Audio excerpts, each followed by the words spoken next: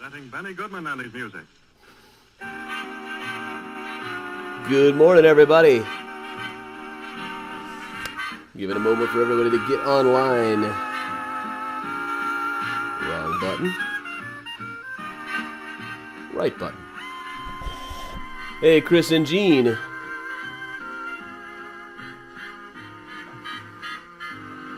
Let me go move that curtain. Hey, Martin.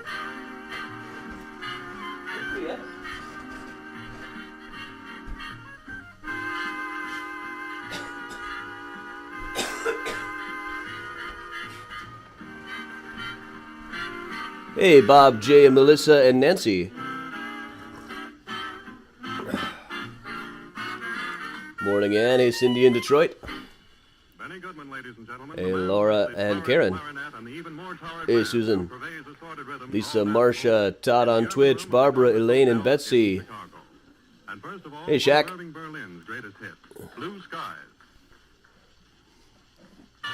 Hey, Todd. Hey, Bridget. Hey, Ellen, Benito, Vicky. Hey, Mom. Hey, Todd and Becky, Darlene. Hi all around. Oh, hey, Priya. Look who's here. Hey, Emily and Larry and Laura. Hey, Cindy. Come on, hop on down. Betsy, I am just drinking some throat coat tea like I usually do Sunday mornings.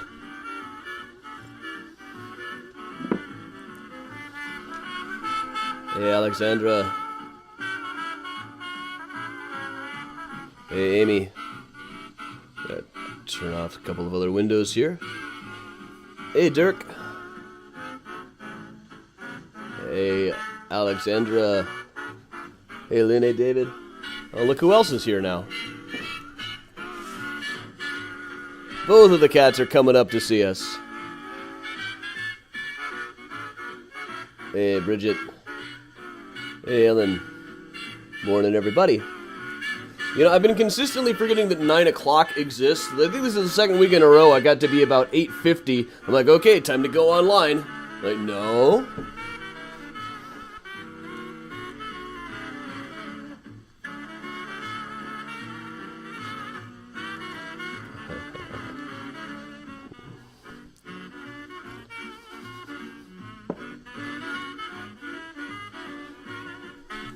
Hey, Emily. Hey, Nancy. Priya, don't knock down things, okay? Don't knock things down. Hey, Laura. Hey, Nancy. Morning, Kathleen and Christy. Casey.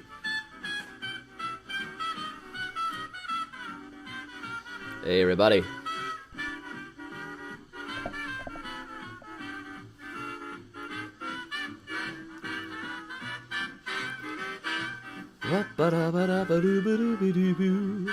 Hey, Nippur. Hey, TG. Yeah, Barbara, Miles, and Priya get along great. They play together all the time. They sit on the same couches together. After the first couple of weeks, they got used to each other pretty quick. Hey, Nippur. Hey, Lisa. Hey, Gail.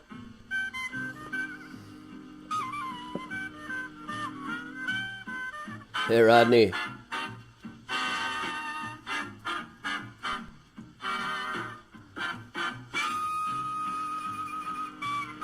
Yeah, have a seat there, Miles. Just relax. Hey, Susan and Carla in Indiana. Hey, Amy. Morning, Susan. Hey, Nancy. Hey, TJ, Kathleen, Lydia.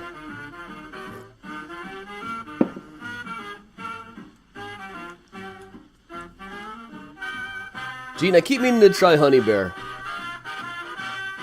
It is right in my neighborhood. It's pretty close by.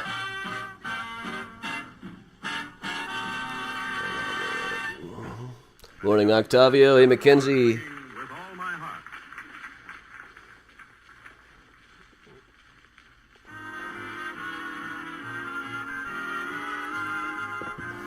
Hey, Jeff and Beverly. Hey, Diane.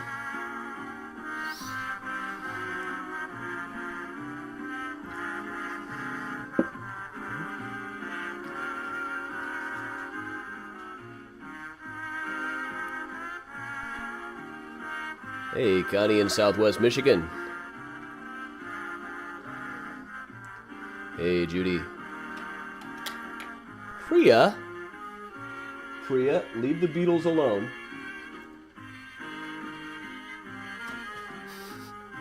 Hey, Jordana. Hey, Susan. Good morning, Jim.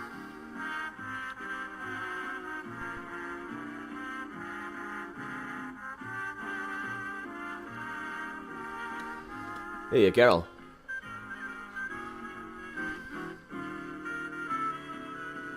Frosted Donut sounds like my kind of place, yeah.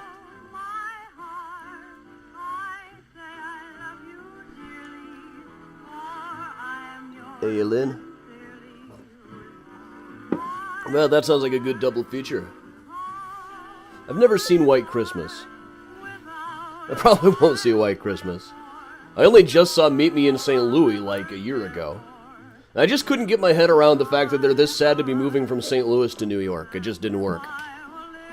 Hey, Gail. Hey, Mitch. Hey, Edwina. Telling you of the miracle the day you came along with very eyes. It's a good morning all around.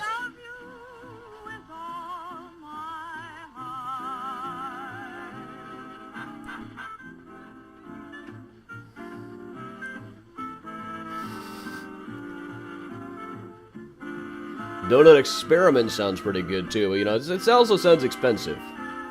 $15 donuts are not punk rock. Hey, Grandma Belle.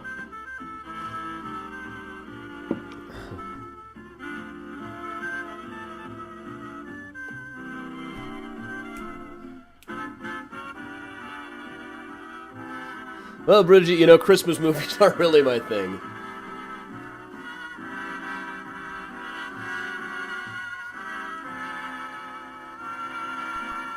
And Bridget, I've just accepted that I'm going to see the Spider-Man spoilers. Benny Goodman goes way back and gets a lot of rhythm out of... Oh, the traveling. I'm not going to want to go to a movie in Georgia. So, I won't really have a chance to see it. Well, that's alright. Miriam, yes they are. The cats are very active this morning. They're both down right over here. Miles on the desk. Priya's down on the floor behind him a bit.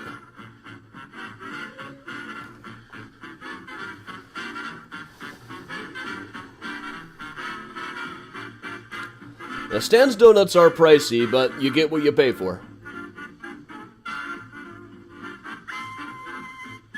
I went to one donut place in Des Moines that had like half a box of Cap'n Crunch on the donut. That was pretty good. You guys see this?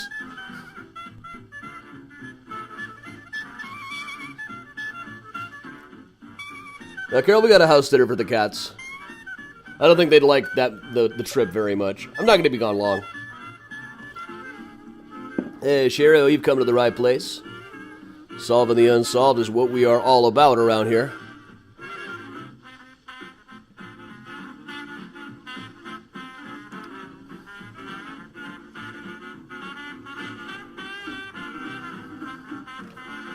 Shaq, I will do that. I do make it to Pullman now and then.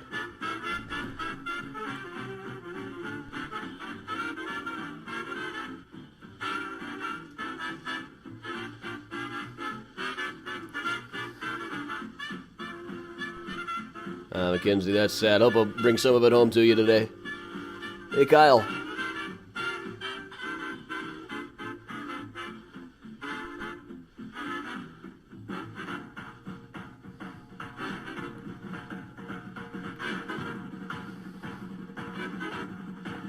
Now I want to go to Stan's Donuts. I want a peanut butter pocket right now. Really bad. Hey, Mary Rose. Hey, Kelly. And Kelly. And they all loved it. They all loved those passions when they played by Benny Goodman. And now another one just in the same vein. Rosetta. Priya hanging out on the desk. That's a little unusual. Hey, Pat. Hey, Marcia. Hey, Mike. All right, we'll let Benny Goodman do one more song, and then we will get started. I don't want to go anyplace crowded right now. Pat, there are stands all over the place. I used to go to the one in Wicker Park. There's one in Buena Park. There's one near the Mag Mile. There's one on Roosevelt near Wabash. And frankly, the quality went down a little after they became more of a chain. Such is the way of things, the way of the Force. Good morning, Lana. Priya, are you trying to dig into Torah? Okay.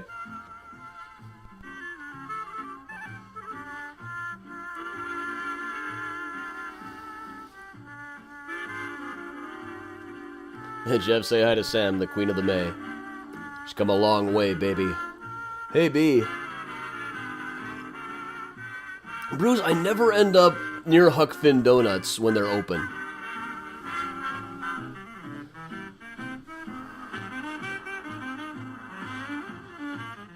Yeah, you get some box stand donuts in a Target sometimes.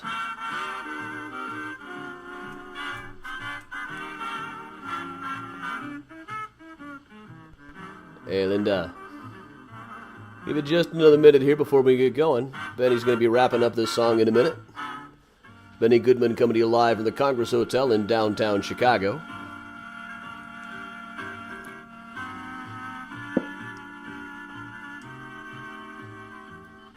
Okay, now I'm calculating where I can go to get a good donut properly right after this. Remarkably few fancy donut shops in the Andersonville-Rogers Park area.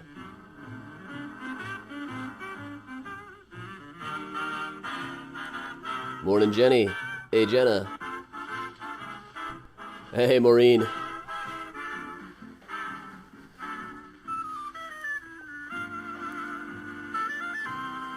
Here we go.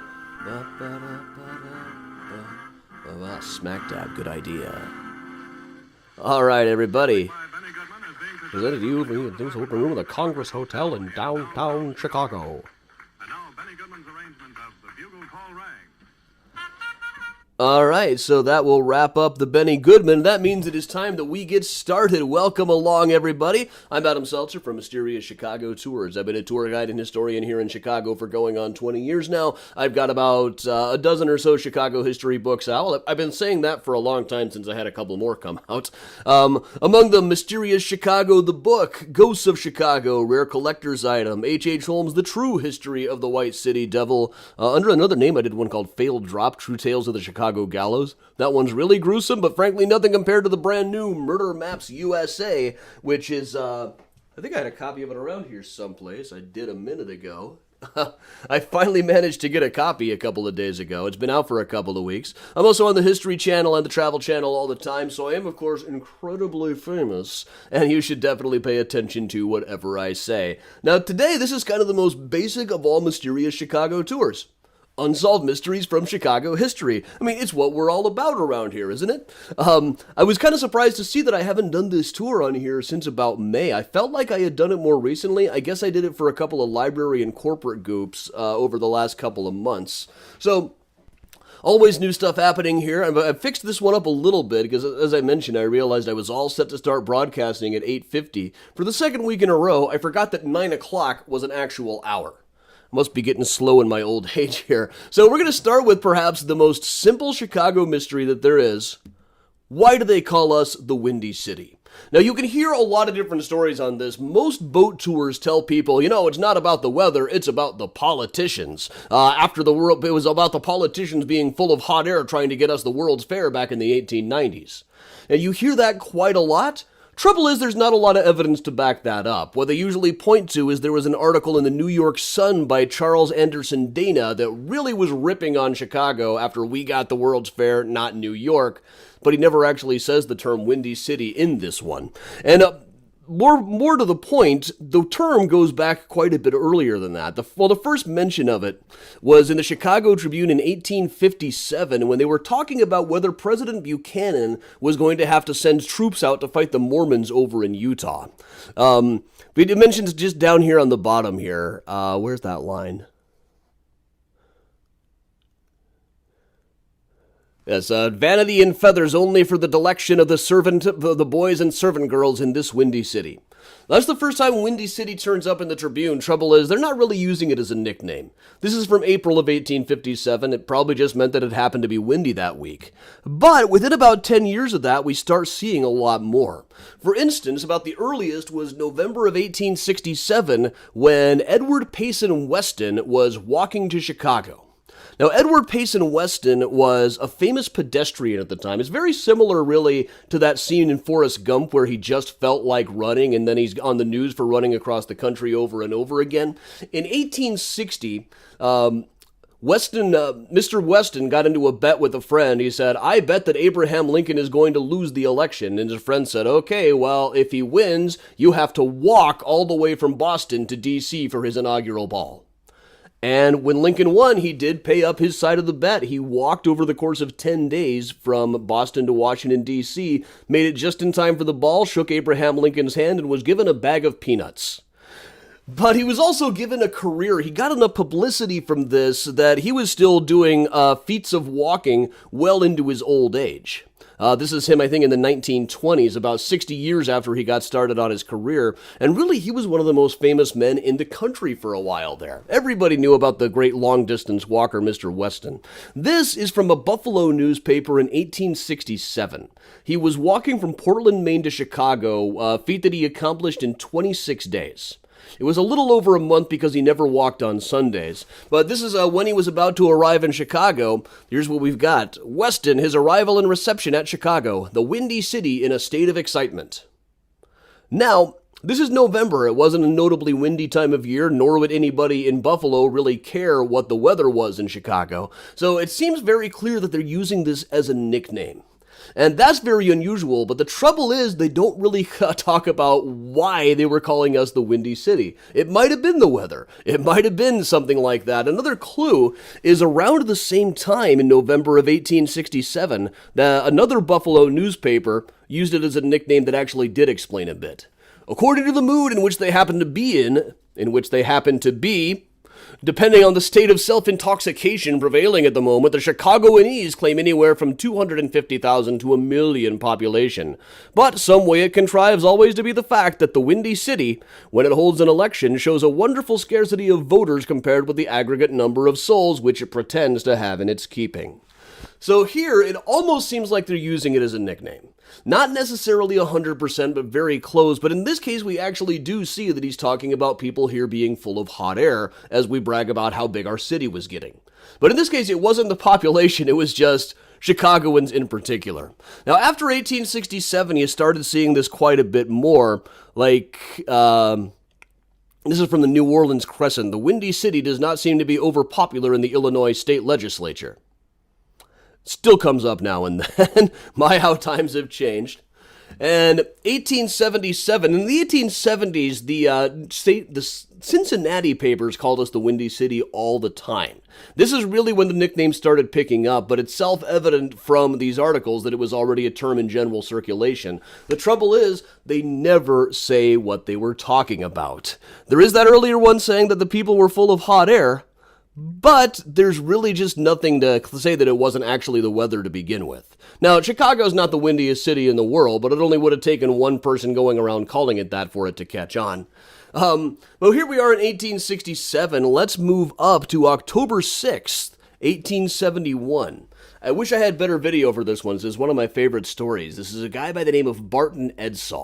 October 6th, 1871, Barton Edwards was found lying dead in the entryway of his Northside mansion. For a couple of days, all anybody could talk about is how did Barton Edwards really die?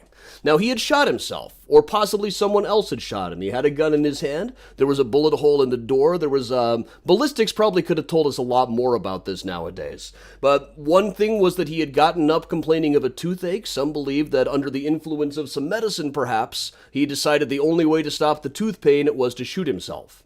Also, there have been reports of him shooting at rats for a while. It's possible that he tried to shoot at a rat, the bullet ricocheted and ended up hitting him. There was also reports of burglars in his neighborhood in the Gold Coast at the time, so there was some suggestion that maybe he was shooting at a burglar and the burglar shot him. There was evidence to support all three of these scenarios, and for a couple of days, the newspapers were printing every word of the coroner's inquest. And reading it now, you kind of just want to shake the people. It would probably be very easy to establish what happened today. But they never did figure it out, so 2 days after his body was found, on October 8th, 1871, he was buried here at Graceland Cemetery. Newspapers the next day went to press saying, we will not forget about this. We will not forget about Barton Edwards. But that night, October 8th, 1871, was the Great Chicago Fire, and everybody forgot about Barton Edwards completely. His house was destroyed in the fire, so any chance of getting more evidence was gone. Initially, it was reported that his wife was killed in the fire as well. At the time I did the Mysterious Chicago book, I couldn't find out for sure one way or the other whether that was true, partly because they only gave me like 2 weeks to write the damn book. But I did eventually find out, no, she remarried. She's just buried someplace else. But she did, in fact, survive the fire. But that brings us to another great question, is what really started the Great Chicago Fire? It's one of those things we're never really going to know for sure unless somebody figures out a time machine. But this was the old O'Leary place. Now, for years, everybody was taught that it started when dumb old Mrs. O'Leary left a kerosene lantern next to the cow, and the cow kicked over the lantern and started the fire. That was fake news. That was invented by the racist newspaper editor Wilbur F. Story. You all know what I think of Wilbur F. Story. But he loved ripping on the Irish almost as much as he loved ripping on people of color. He referred to Mrs. O'Leary as a 70-year-old Irish hag and said that she had deliberately started the fire because they were cutting off her pension. Now, there was a Mrs. O'Leary, but she had never gotten a pension. She wasn't anywhere near 70 years old. She was only in about her mid-30s. But the story caught on. Mrs. O'Leary was officially pardoned in 1897, but she was never held responsible to begin with. That had been going around for quite a while. But of course, you all know what I think of old Wilbur F. Story. Not supposed to show that anymore. So what really started the fire is kind of anybody's guess. Really, it should have been a regular barn fire, the kind of thing that happened all the time. But it had been a very dry year. Conditions were right for a really big fire. If you read October 7th, 1871 newspapers, they are just loaded with ads for fire insurance. Everybody knew the conditions were right. Plus, there had been a fire in the West Division the night before. The firefighters had used up pretty much all of their resources already, and so by the time they got there, they were all exhausted. They didn't have much to fight the fire with. It ended up burning its way all the way to the river, then jumping across the river in the high winds, and then burning all the way north up to Lincoln Park, several miles north, destroying somewhere in the neighborhood of 16,000 buildings to begin with. Now, one story that goes around is there were a couple of kids who later told the story that they'd snuck into the barn that night to steal milk from the cow to make whiskey punch, and believed they might have dropped a clay pipe that started the fire. And they said years later when they admitted to this, we told our priest the next day, and he forgave us for telling the truth, but gave us a stern lecture about trying to become whiskey drinkers. So, burning down the whole city, whatever, but drinking whiskey, that's a problem. And it's true, again, it should have just been a regular old barn fire. I'd hate to think a kid had to live with that because he dropped a pipe in a barn.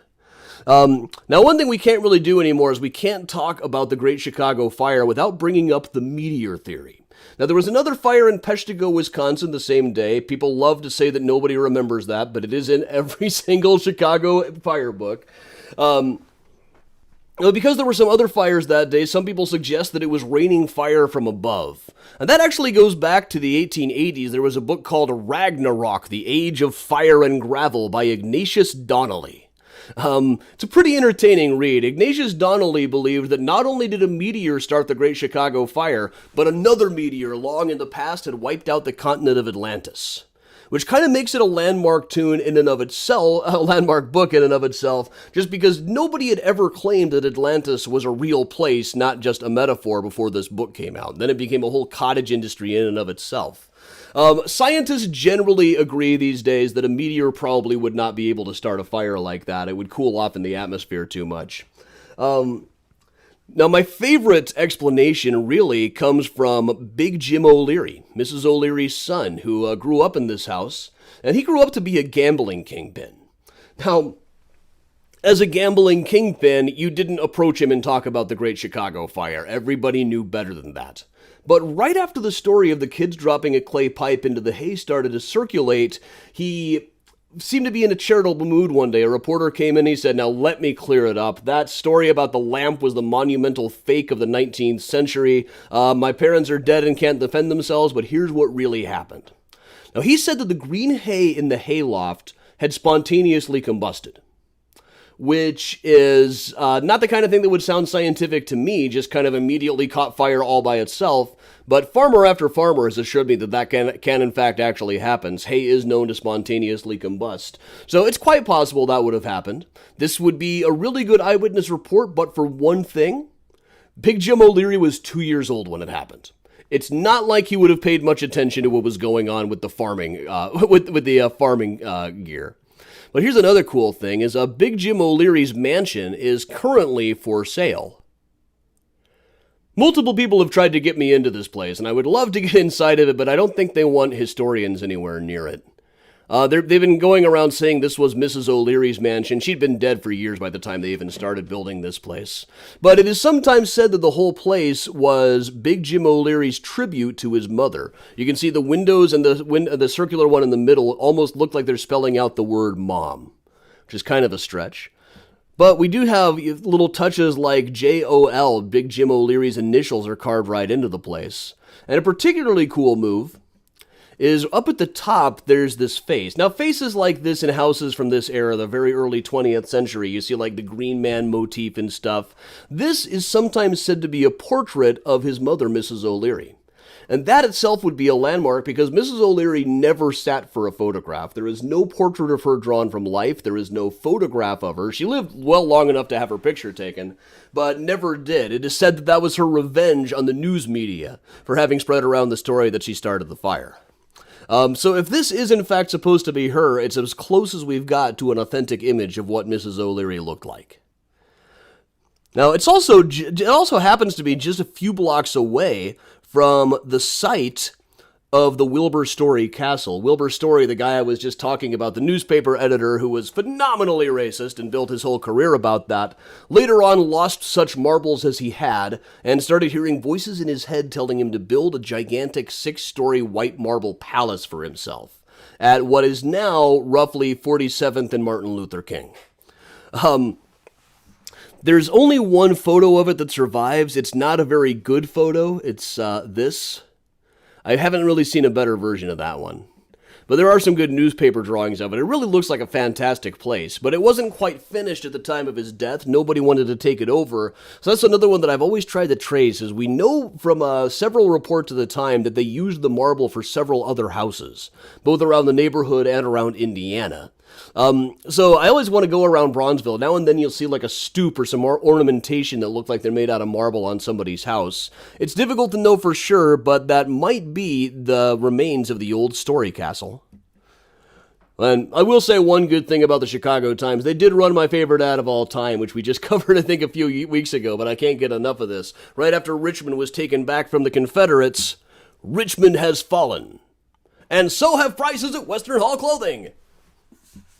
Western Hall was known for really good advertisements in the day. But kind of continuing on the theme of great Chicago fire stories, just a couple of weeks after Wilbur F. Story said that the old hag Mrs. OLeary had started the fire, it ran what they called a startling story. And this was a confession that they claimed came from an anonymous member of the Société Internationale, claiming that they had burned down the city intentionally. They were a communist/anarchist group. In those days, they tended to use those terms interchangeably. To the extent that they even existed, there was a group called the Société Internationale, but it mostly existed as something for conservatives to blame all their problems on. Very much the modern, the 1870s equivalent of Antifa. But there's this terrific Far Side story. It seems that Agent 6373 has accomplished her mission. This is exactly what this article said. Now, the article almost certainly had no basis in fact. It's probably just something Wilbur F. Story or one of his reporters dreamed up. But in the middle, they took the interesting task of saying that 2 nights before, a speaker at Farwell Hall had stopped in the middle of his speech and said, "This is the last speech that will ever be made at this hall. More I dare not say, but something terrible is happening. A great calamity approaches, and this will be the last speech made here." Now, they didn't identify who it was, but it didn't take much for people to look up who had been at Farwell Hall the night before. It was a guy named George Francis Train. Very interesting guy, kind of way ahead of his time on certain issues, way behind his time on certain other issues, sometimes said to be the inspiration for Phineas Fogg, the guy in Around the World in 80 Days. Made a really good speech about all the traitors right at the beginning of the Civil War, but then ended up being a big anti-Lincoln guy, the kind of guy who went on stage and said, "I don't think they should end slavery, and neither do any of my black friends." Sure, George. But the press usually had fun with this guy, so it's hard to tell whether he actually made that prediction or not. But this is a fun one. This is an ad for it. George Francis Train will deliver his new lecture at Farwell Hall tonight. Ticket $75.50 and 25 cents. And then just below it, treason! It has been ascertained that George Francis Train will seek to influence the mind of the public tonight. Loyal citizens are notified to be vigilant. Now, whether this was really the newspaper having fun or genuinely how George Francis Train advertised it himself is a good question. I haven't seen him advertise like this in other papers, but strangely, we don't know quite what he said that night. Usually in the next day, newspapers would make fun of him a little bit. In this case, they didn't. But he was the reason he was making speeches at all was launching his independent campaign for the presidency in 1872.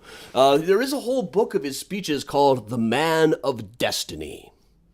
The title alone probably tells you about all you needed to know about this guy.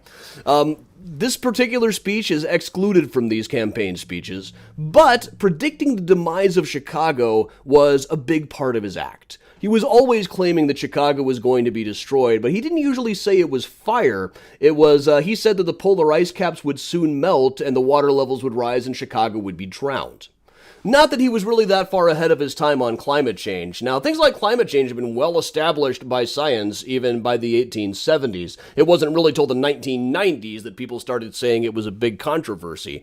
But this wasn't because he was that far ahead of his time. Really, he was just a big investor in Omaha and wanted to build up the land values in Omaha while tanking the land values in Chicago. He didn't like Chicago very much. And when rumors first went around that he had predicted the burning of Chicago, the Chicago Tribune said, well, really, where was he with all this water he said was coming in? We really could have used that on the night of the fire. And when somebody asked him about it, he just got all weird and was like, well, who can explain this strange power I seem to have of predicting the future? So according to him, he did in fact make the prediction that Chicago was going to burn. But there's no independent verification of it, just a really weird, phony story in the good old Chicago Times. All right, let's move up to the 20th century a little bit. Right here in front of the Reed Murdoch building, in July of 1915, a passenger ship called the Eastland capsized in the Chicago River. You can see it here lying on its side. This is the night after. People are standing on it with searchlights still trying to find survivors. 844 people were killed. A diver named Frenchy Deneau claimed that he himself had dragged up about 200 of the bodies. He may have been exaggerating slightly. He was known to do that and didn't really come up much in the early reporting about the thing. But a couple of months later, he was back down somewhere on this stretch of the river. Sometimes he said it was under the Wells Street Bridge, sometimes under the Madison Street Bridge, sometimes under the Clark Street Bridge. It's a little bit fishy that he never quite seemed to land on the exact story of where it was, but while he was digging a trench to lay some cables down, he came upon the wreck of what appeared to be a 40-foot-long homemade submarine. Now, where this thing came from and who built it and why it was still down there was anybody's guess. There are a few different theories going around. There were a couple of submarine inventors trying to get these things working. Nobody had ever really built a working model of a submarine, including whoever built this one. One of the more common theories is there was a submarine inventor named Lardner Darvantus Phillips who was operating out of Michigan City, and some of his later designs really do look quite a bit like this one. There's also a guy named Baker who is known to have tested submarines in the Chicago River. His model was said to have been sunk out in the lake someplace. Might still be there. That's a whole bonus unsolved mystery. But they raised the thing up and said that they found the skull of a dead man on board the thing and put it on display on South State Street. For a dime, you could see the submarine and the dead guy. They also said they found a dead dog in there. Sometimes I skip that. On Ghost Tours, I might have mentioned we calculated how many deaths we had talked about by the time we got to this story, but it was always the dead dog that got to people.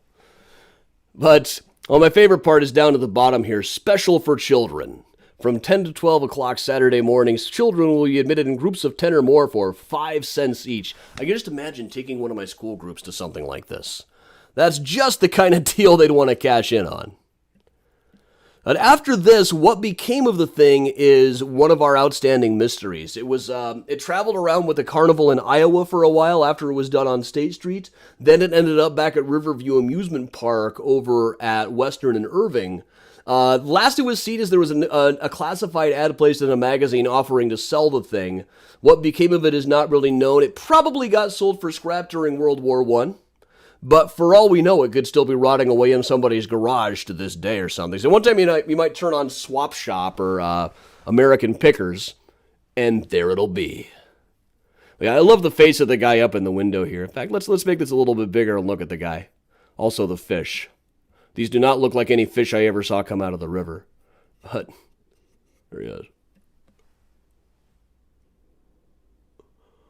Now, personally, my guess is that the skulls were probably not real. That was probably just something Frenchie Deneau threw together. We do know at the time that he needed money. He was going through a divorce.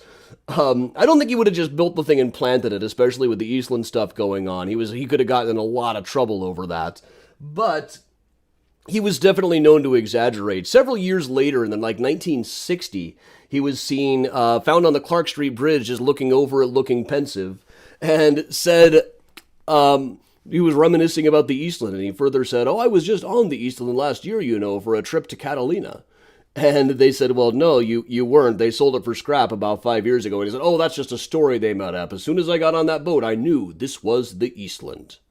Now, one of his grandchildren left a comment on my webpage one time saying that they remembered taking him to the U-505 at the Museum of Science and Industry years and years later, and he looked at the thing and said, it's a fool killer.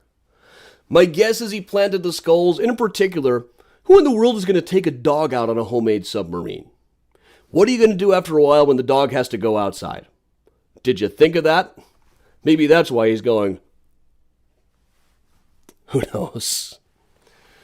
All right, let's cover some other stuff here. One thing I've never really covered on these ones is the mystery of William Coolbaugh's death. Decided to add this one in this morning. William Coolbaugh was a guy sometimes known as the Banker of Chicago. He was a major player in Democratic Party politics back when the Democrats were the conservatives. He accompanied Andrew Johnson when he was president to the in construction memorial to Stephen Douglas. Now, Johnson went there as part of what was called his Swing Around the Circle tour, where he mostly just spent the whole time haranguing his audience and calling everybody who voted against him traitors. Dude was kind of a nut. And a couple of years later, when Johnson was impeached, Coolbaugh actually journeyed to Washington, D.C., where his old roommate, Mr. Grimes, was now the senator from Iowa, begging him to vote to convict and remove Andrew Johnson from office. Had he been successful, he would have been the only president ever removed. But a few years later, William Coolbaugh walked out to the Douglas Monument, then still under construction. It was a dark and stormy night, quite literally. High winds, wind was howling, lightning everywhere. He put on a three-piece suit in the middle of the night, walked out to this, still under construction, and shot himself. They put a diagram of it up the next day. Still under construction. The M is where the monument is, and the little dot is where the body was found. Now, this led to a whole lot of questions in the press as why in the world would this guy have done such a thing? And at the time, they had to assume, every time a prominent person died by suicide in those days, they immediately thought, he must have found out he was really sick, or he must not have been as rich as we thought that he was. Now, it's almost disturbing reading this stuff. They went around and asked every one of his friends, just finding out, but hey, Mr. Field, your friend shot himself last night. Can you tell us what was wrong with him? The Victorian ignorance of mental health is on vivid display at all of these. The Chicago Tribune even had an article called Insanity as a Fine Art. And eventually they landed on temporary insanity. What they didn't understand was, mental health doesn't care how rich you are. It doesn't really care how healthy you are. Oh, I didn't end up using a picture of him in the book. I'll get to that in a second. But right behind it is another kind of an interesting one. The little cross behind is his daughter, Illinois Coolbaugh. Later, Illinois Van Duzer. She was a young woman. From what we can tell about her, she was very into science as a young woman. She wrote sent a lot of sketches into scientific newspapers, including this one. This is a drawing she made of frost patterns on her window. She also made drawings of bugs that she found and wrote asking questions about where do bugs go in the winter and things like that. But when she was just in her early 20s, shortly after her wedding, she passed away in a sanatorium. This is a note from the file. Illinois Van Duzer Coolbaugh died suddenly at Jackson Sanatorium in Danville, New York. Youngest daughter of late William Coolbaugh. Now, the sanatorium, we think of that. When we think of sanatorium, we think, like Metallica, sanitarium. This would not have been like a mental health institution. This would have been a place, the root word here is the same as sanitary. It was a place where people would go to eat health food and do exercises. People dying in them was not entirely unheard of. But strangely, given her status, there wasn't much more in the news about it, or much more I could ever find out. But I didn't really put this picture of him in the book. I tried to get as many pictures as I could for the Graceland book, but look at this. Here's Mr. Coolbaugh, and here's George Pullman. These are different people. This is the problem with finding pictures of people for that book, is a lot of the guys had the same outfit, the same haircut, and the same beard. You can only see so many of those in a row. But while we're talking about Mr. Pullman, who I imagine is probably making comments out there today, let's go see Mr. Pullman for a second and talk about an outstanding legend here. Every time they're out here with equipment, I ask if we can solve this mystery.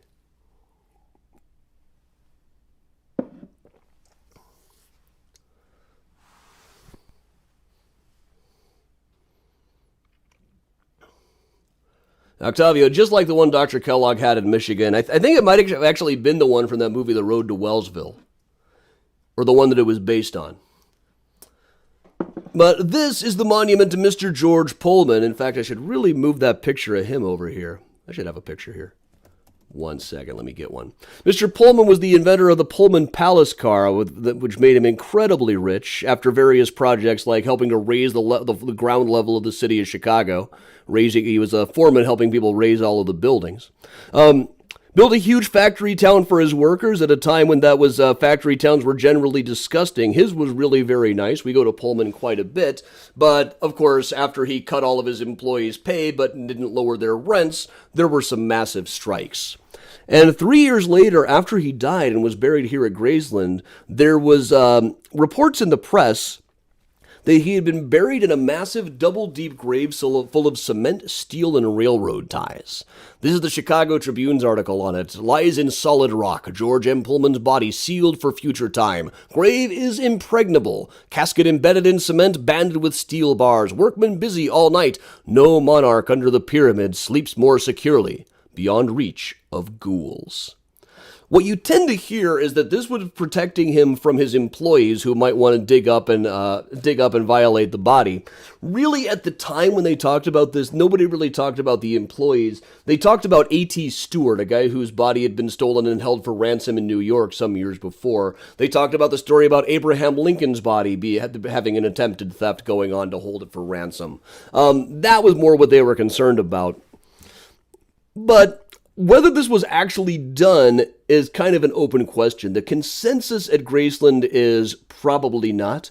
Certainly there's nothing in his file there that indicates that any extraordinary measures were taken with the burial. And also the way they describe it, you can see these two little mounds in front of it, the individual markers, that's him and his wife. The way the papers describe this, there wouldn't have been room for his wife. Plus, the pond is just on the other side of the road here. A double-deep grave would be, as one of the groundskeepers told me, he'd be floating in soup out there. But the Chicago Daily News account of it is entertaining enough to read in full. Pullman's massive sarcophagus. We'll skip down to this. The mourners who attended the funeral Saturday afternoon were hardly out of sight of the grave, and the curious crowd still lingered about when roughly garbed men with grimed faces stepped out from behind the shrubbery to the west of the grave, carrying paviours, rammers, shovels, and long iron rails. Others rolled barrels of concrete out into the open, and still others brought water in lime-splashed buckets.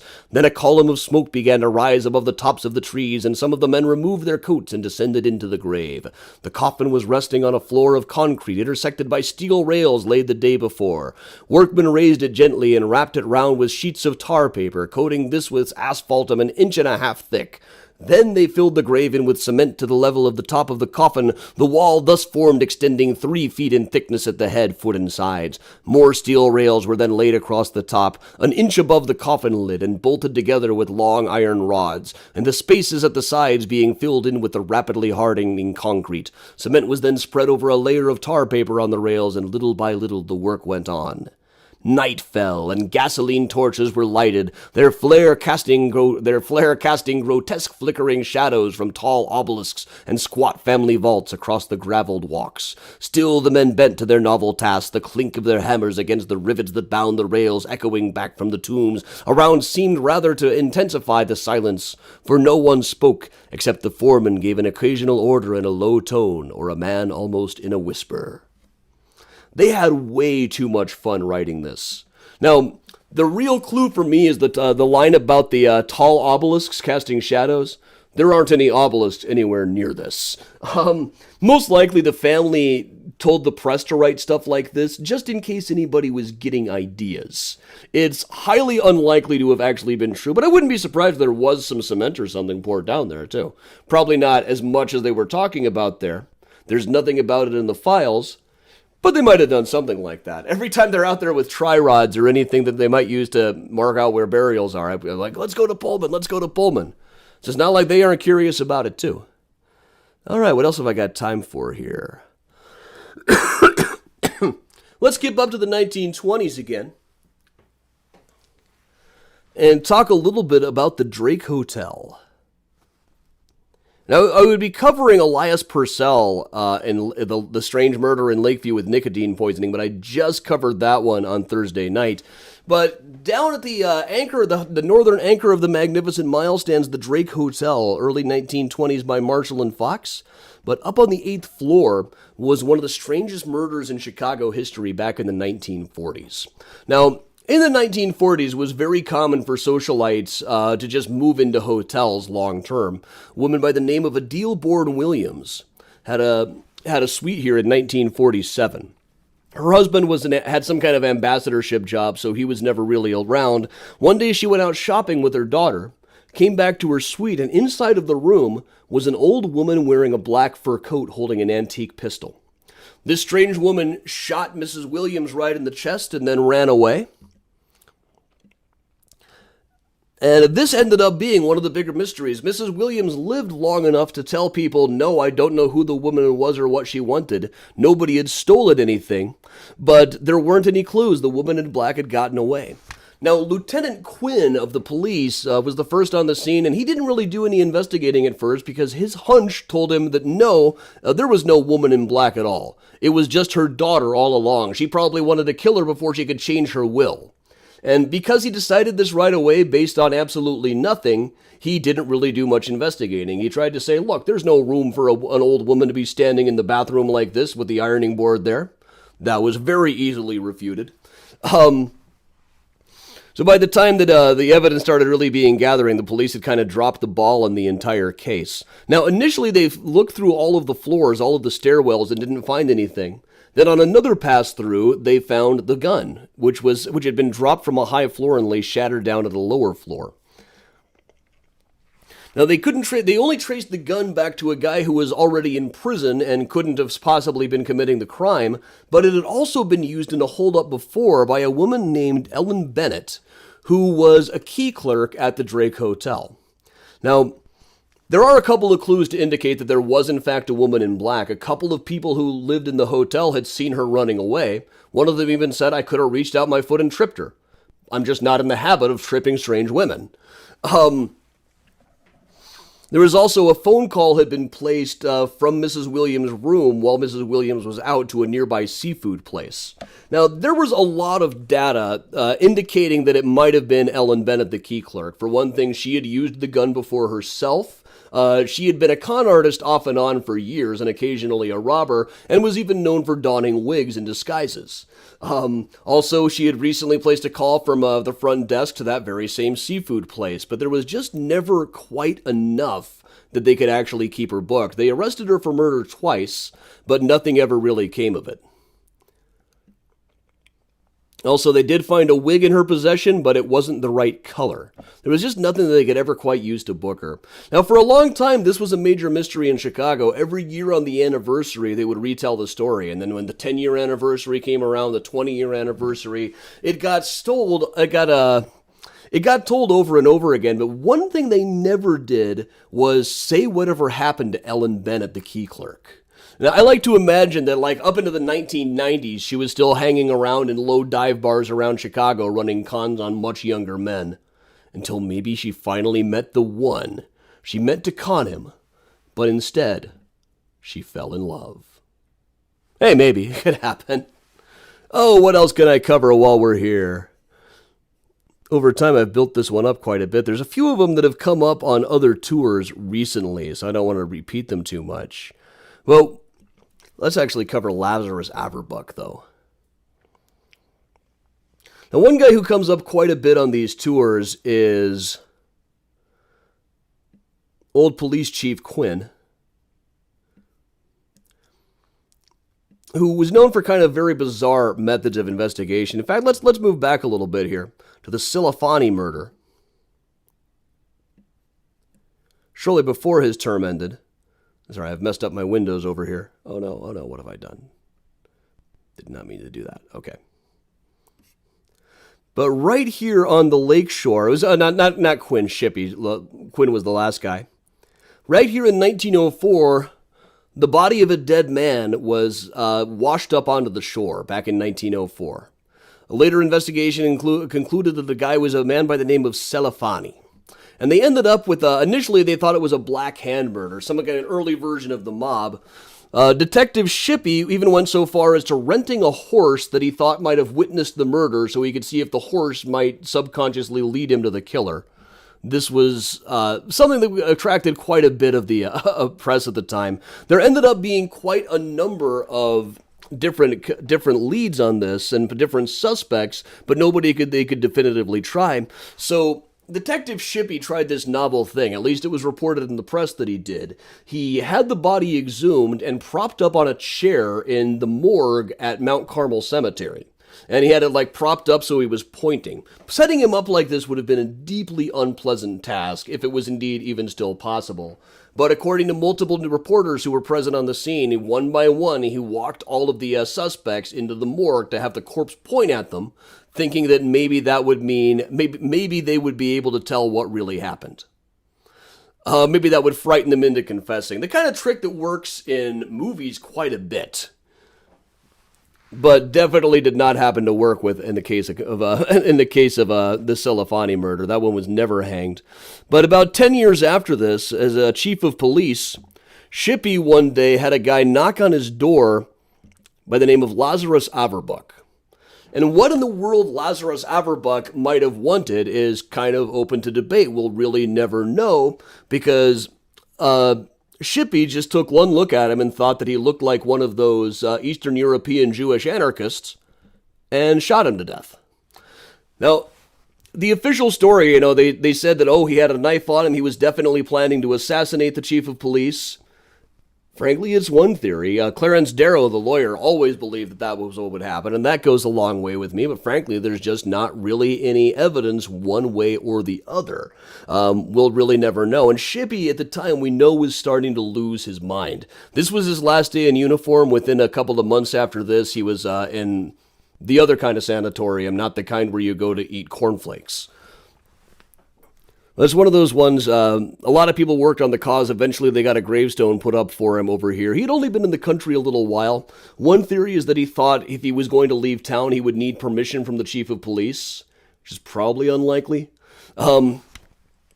there's not really an explanation for any of that one that makes particular sense. Oh, we'll also cover with, I got some new footage for this one that I ought to show off. We'll move out of our jurisdiction a bit to Aurora, home of Wayne and Garth. And St. Nicholas Cemetery. This is one story that I want to research in more depth when archives are more accessible again. That looks like it's changing again. But over here at St. Nicholas Cemetery is a grave featuring a worn-out picture of Teresa Hollander, who was not only buried in this cemetery, but was murdered in this cemetery. She was found beaten to death and killed, lying over one of the graves.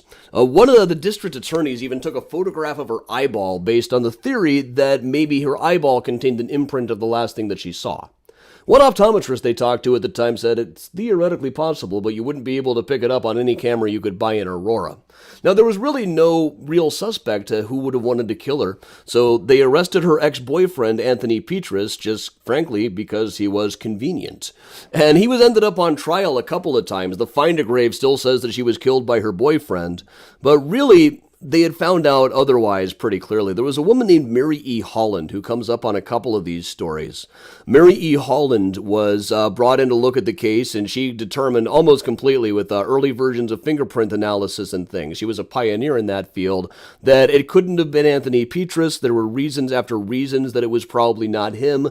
The story that he was a jilted ex-lover were completely inaccurate. So he was eventually freed, but this wasn't the last story like this. Not too long after, a woman named Jenny Miller in Aurora was also brutally killed.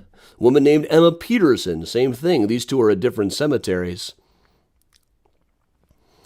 But there got to be a story for a while of the Aurora Ripper. There are also stories of women in nearby towns. Some people have connected it to the Axe Murder House in Iowa.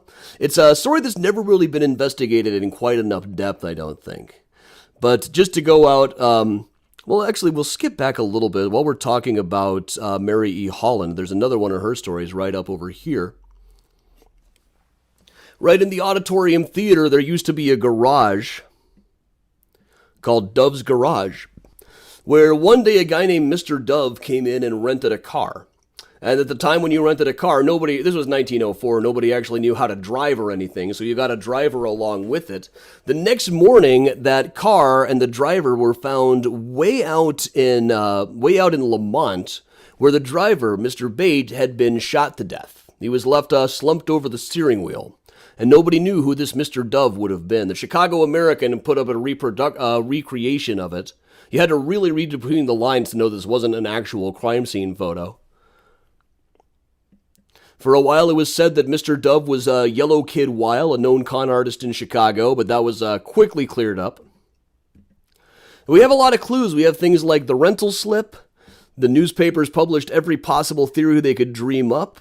There was a farmer who heard the commotion. I just love the picture of this guy. You could just imagine, like, what you kids doing on my lawn? Some pocket love letters filling up Mr. Bates' pockets. But once again, they brought in Mary E. Holland, who claimed that there was a third person in the car. Her theory at the time was that Mr. Dove had actually killed two people. He had killed somebody in the back seat and then done something with the body, anybody's guess what, then shot Mr. Bate, the driver, just because he knew too much. Possibly he just wounded the other guy and the guy got away. Nobody really knew what happened, but she always was of the opinion that there was a third person in the car based on analysis of the materials. All right, to close things off, we'll go back to the Aurora Ripper. She came up in this case as well, because she came up in this case as well. But what I really want to do to close this off is just show a couple other graves at St. Nicholas Cemetery. We talked about a lot of death, murder, etc. So let's see some funny gravestone names. In fact, this place is a real killer. Not only is there Joseph Assman, but there's another guy whose name is absolutely hilarious. It's like an Abbott and Costello routine. I knew this guy whose name is hilarious. Oh yeah, what was it? It was hilarious. Yes, but what was his name? Hilarious. But all right, everybody. So, Upcoming events Wednesday night. Usually we do Thursday nights. This week we're doing Wednesdays. Make sure to make a note of it. Wednesday, December 22nd at 8 p.m., Time Travel Pub Crawl presents Drink Like the Dickens, our annual holiday tour in which we virtually travel around in the Fool Killer Submarine, which turns out also to be a time machine, and go to various Dickensian bars from history and recreate drinks from the works of Charles Dickens. If you go to the event description, it's already got some materials there. Then Sunday, December 26th, I haven't figured out quite what I'm going to do yet because I'm not really sure where I'm going to be. So it's going to be a surprise tour. Just come back and see me that particular day. We will just kind of hang out, everybody. So, most important, though, Drink Like the Dickens Wednesday night. Should you need a Mysterious Chicago sweatshirt, hoodie, etc., now that it is finally getting cold, cafepress.com/Mysterious Chicago has got what you need. And with that, everybody, we will put the Benny Goodman back on and just hang out about like we always do. So thanks a lot for joining me. I am Adam Seltzer from Mysterious Chicago Tours, and here is Benny Goodman.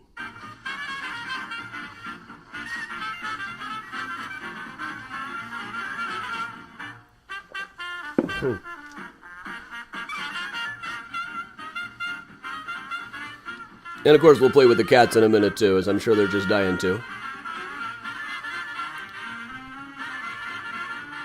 Various donation options up here and down here. Venmo and PayPal are still the easiest, but this one still has a graphic from that time when Venmo and PayPal had banned me for a while.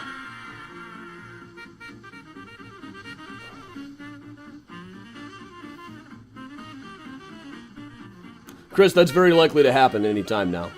Hey, Betty.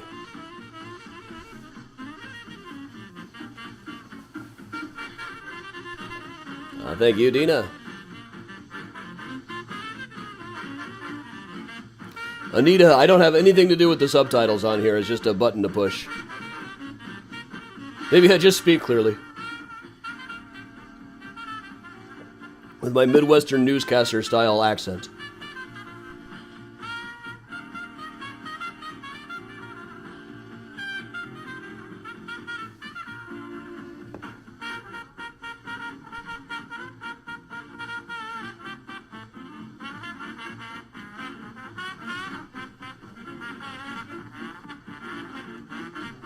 Carol, yes, I have not lost my gloves so far.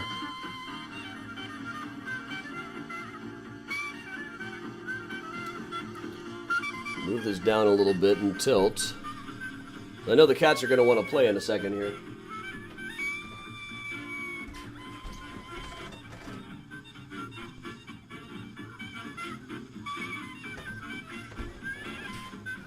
Miles. Oh, Miles has been on the couch this whole time. Gotta go fishing for him here. And here he'll come. Melissa, yes it is. I got a yellow submarine and a replica of the mugs that they're always drinking out of on Get Back at the episodes 2 and 3.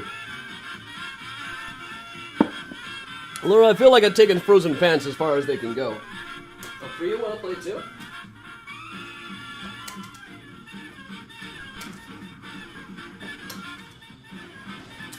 Show the people what a great jumper you are, Priya.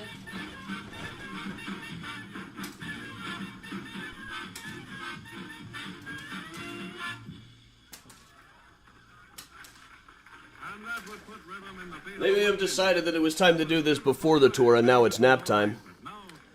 Sherry, yeah, the Grimes sisters kind of are within my too soon rule. Ray Johnson knows all about that case.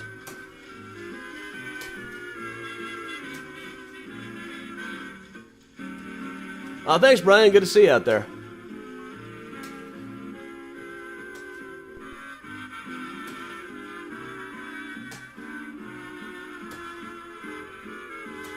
Yes, Melissa, those were the Beatles Priya was nearly knocking over. The Lego ones.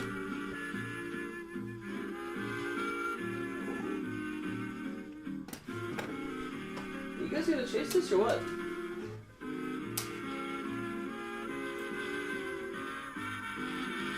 Okay, here we go. Now that he's caught, he doesn't want to let it go.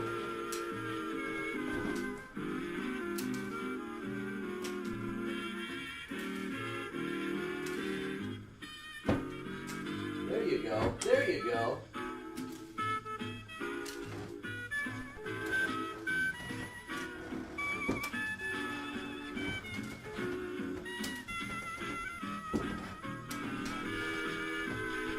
There he goes.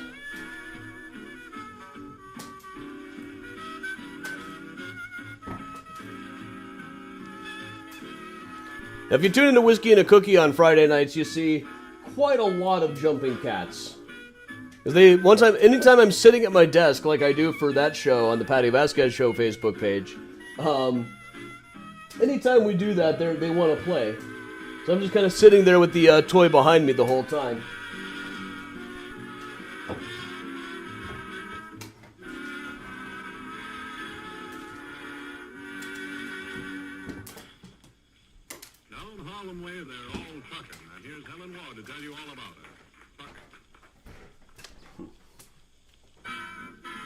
Come on up here, Miles.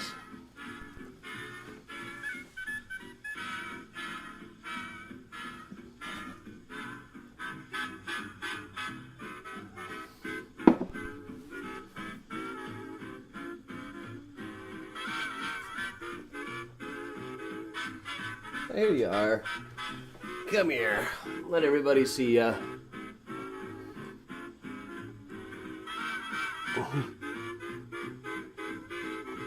There's my boy.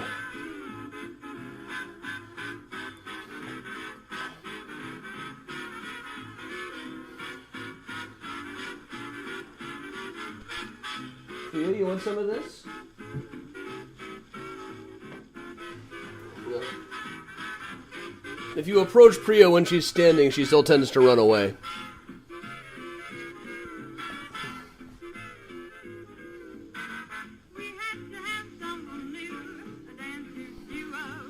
Yeah, he's still up here. Yeah, Audrey, they sent me a box of murder maps now. Mural Monday looks like it's probably not a go tomorrow. I don't think. Well, let me see here.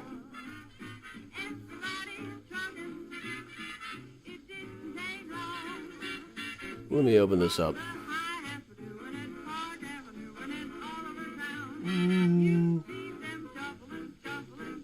It's possible I'll manage to do a Mural Monday tomorrow. I don't think so, though. Well, watch out. Something will come up tomorrow. Just have your alerts going.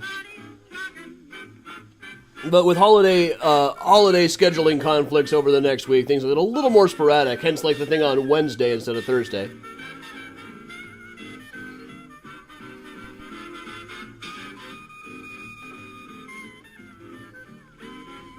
You know, I've got the Lego Sesame Street set to make, which looks incredible. But I haven't figured out where I will put it yet when it's built, so...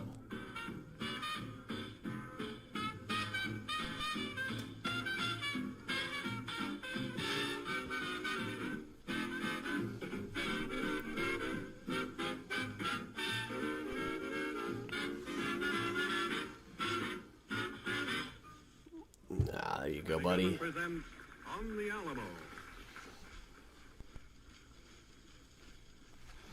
Miles, your Priya's down below.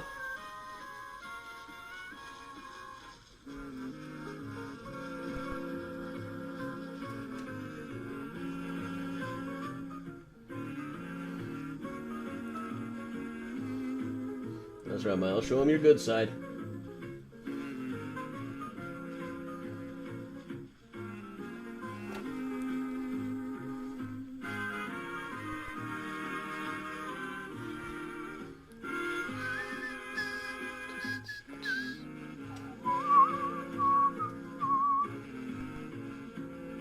Yeah, buddy. Good boy.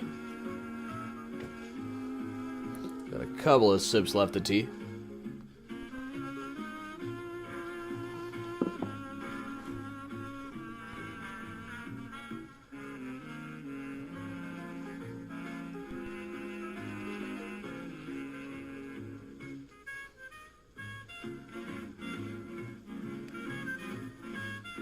The Thai Bar Gingerbread House? No, I have not seen that one. That sounds like fun, though.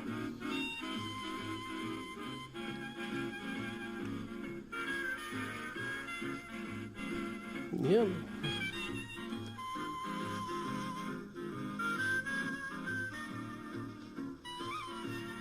Priya, you want to hop up and say hi to the nice people? I think you ought to say hi to the nice people. Yeah. Oh, kitty. She's not quite as into being held yet. She's still got some of that kitten energy in her. Oh, okay, I get it. I get it.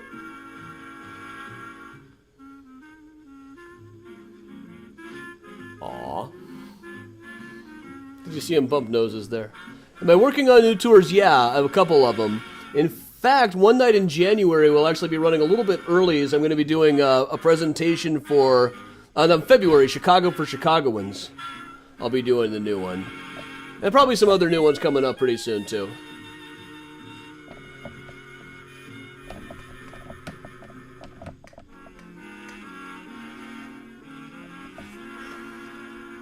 Well, here we go. You want to do some jumps, Priya? Is it time for some jumps? Eeny, meeny, miny, mo, and we stay right in the urban room of the Congress Hotel in Chicago and dance some more to Benny Goodman and his orchestra, and hear Helen Ward sing Eeny, meeny, miny, mo. Well, you guys beg for this all day, and then as soon as the cameras are on.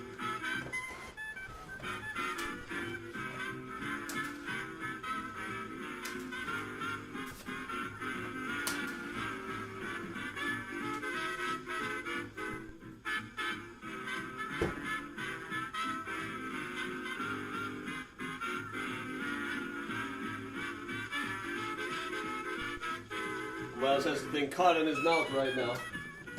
Here we go.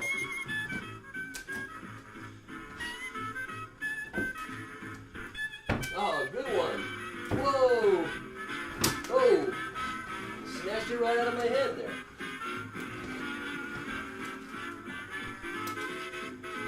Priya, you want in on this? Miles is going to town.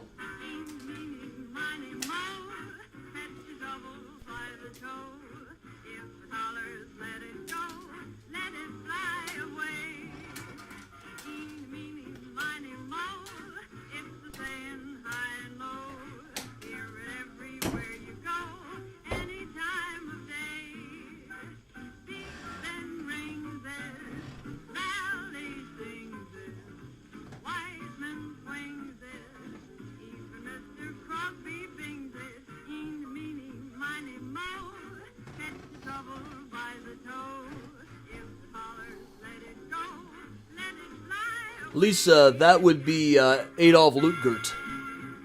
He's in some of the other tours.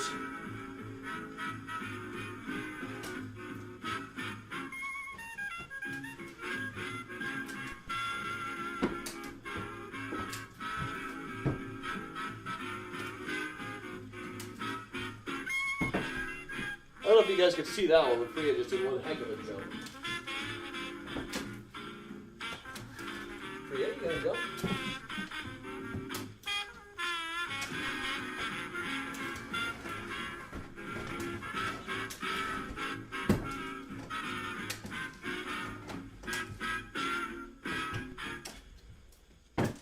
Good job. Look at all that. Okay.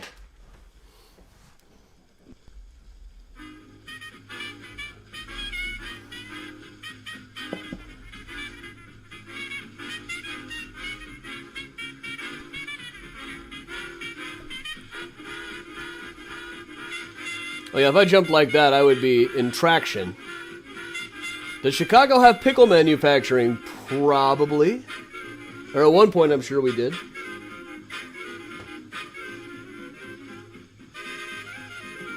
Now, Priya now and then gives us a really incredible jump. She's not exactly graceful.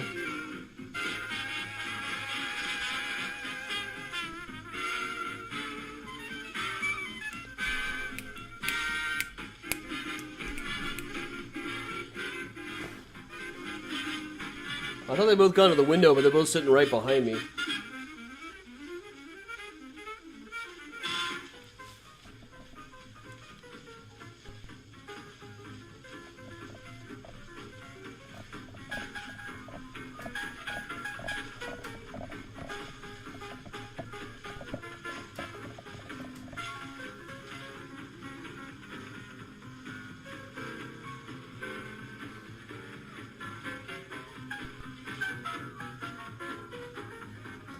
Kristen, say hi to Keaton. Have a good day.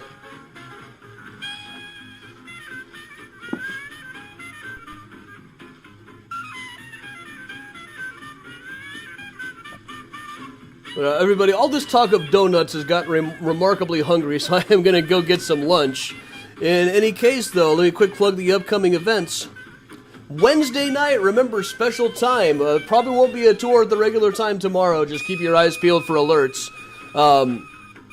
Tomorrow night, Wednesday night at 8 p.m., Drink Like the Dickens time travel pub crawl. And next Sunday, who knows what's going to happen here. I should be home for Whiskey and a Cookie on Friday night, and of course many tours do run pretty much daily. We'll keep up the schedule about as well as I can over the next week or so. But everybody, thanks a lot for joining me. I am Adam Seltzer from Mysterious Chicago Tours, saying to stay safe, stay strong, really, really stay safe. But if you can, everybody, stay spooky. Have a great week. Make good choices, everybody.